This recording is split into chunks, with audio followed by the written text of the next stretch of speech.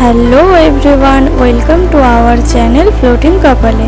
তো প্রথমেই এখানে আমি 4টে কাঁচকলা আর অর্ধেকটা আলু সিটি মারতে দিয়ে দিয়েছি, কারণ আজকে বানাবো কাঁচকলার কোপ্তা। এখানে আমি কিছুটা আদা, একটা টমেটো আর কটা কাঁচা লঙ্কা ভালো করে পেস্ট করে নেব। আলু আর কাঁচকলাটা খুব সুন্দর করে সিদ্ধ হয়ে গেছে। তারপরে এই খোসাগুলো আমি ছাড়িয়ে নেব। তোমরা চাইলে এই খোসাগুলো ফেলে না দিয়ে এটার বাটা করতে পারো, এটা বাটাটাও খেতে খুব ভালো লাগে।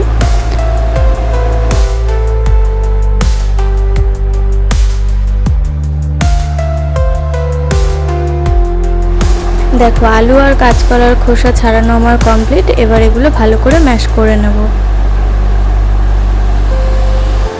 এটা খুব ভালো করে ম্যাশ করতে হবে, কোনো জায়গায় যেন একটু গোটা না থেকে যায়, কারণ এগুলো যখন ভাজা হবে তখন গোটাগুলো মুখে বাঁধলে খুব বাজে লাগে খেতে। তো ভালো করে ম্যাশ করা হয়ে গেলে এর মধ্যে একটু লবণ দিয়ে দেবো, আর দেবো একটু হলুদ আর জিরের গুঁড়ো। তোমরা যদি চাও এতে দুটো কাঁচা লঙ্কা কুচিয়ে দিয়ে দিতে পারো, আমি দেবো না, কারণ এই বড়াটা আমার ছেলে খাবে, ও তো ছোটো, ঝাল খেতে পারে না। আর এতে মিশিয়ে দেবো খুবই সামান্য পরিমাণে বেসন, একটু বাইন্ডিংয়ের জন্য। খুব বেশি বেসন দেবে না, কারণ আমরা বেসনের কোপ্তা খাবো না, খাবো হচ্ছে কাঁচকলার কোপ্তা। তো আবারও ভালো করে আমি মিশিয়ে নিচ্ছি। দেখো, এরপর গ্যাসে একটা ফ্রাইং প্যান বসিয়ে নিয়ে তাতে অল্প একটু তেল দিয়ে, তেলটা গরম হয়ে গেলে আমরা যে ব্যাটারটা বানিয়ে রেখেছি সেটার বড়াগুলো ভেজে ফেলবো। এবার এই বড়াগুলোও কিন্তু খেতে খুব ভালো লাগে। তোমরা কোপ্তার জন্য যে যখন বড়া করবে তখন চাইলে কিছু বড়া রেখে দিতে পারো, এগুলো খেতে খুব ভালো লাগে। ওপরটা ক্রিস্পি লাগে আর ভিতরটা বেশ সফট লাগে, ভালো লাগে। আমি এখানে আরও একটা আলু ছিলে নিচ্ছি, এই আলুটা ঝোলের মধ্যে দেওয়া হবে সেই জন্য। আমি কিন্তু এতে একটাই আলু দিয়েছি, আমি পাশে আরও একটা রান্না করছিলাম, যার জন্য দুটো আলু একসাথে কাটছিলাম। বড়ার এক পাশ ভাজা হয়ে গেলে উল্টো পিঠটা উল্টে ভালো করে ভেজে নিতে হবে।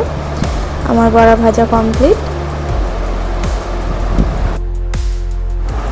আবারও ফ্রাইং প্যানে তেল দিয়ে দিচ্ছি। এরপর আমার কেটে রাখা আলুগুলো দিয়ে দেব, আর তাতে একটু লবণ আর হলুদ দিয়ে নেব।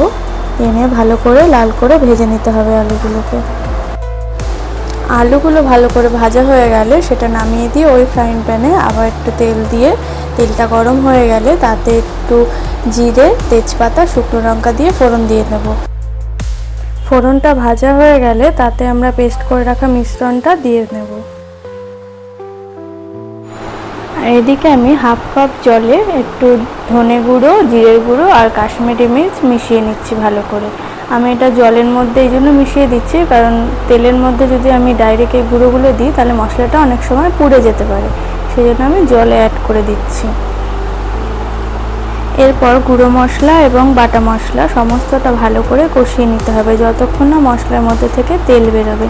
দেখো, এইভাবে পুরো মশলার গা থেকে যতক্ষণ না তেল বেরোবে ততক্ষণ কষিয়ে নিতে হবে। তারপর আলুগুলো মিশিয়ে ভালো করে নেড়ে নিতে হবে যতক্ষণ না আলুর মধ্যে পুরো মশলাটা লেগে যায়। তারপর একটু জল দিয়ে আবারও আমি কষিয়ে নেব ভালো করে।